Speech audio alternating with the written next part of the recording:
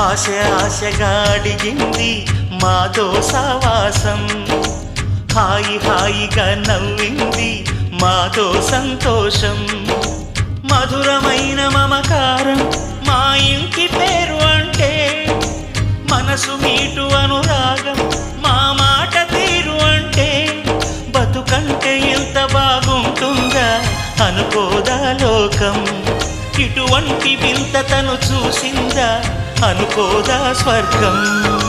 సరే పమాగరే సరే సరే సా, ఆశ ఆశగా అడిగింది మాతో సావాసం, హాయి హాయిగా నవ్వింది మాతో సంతోషం.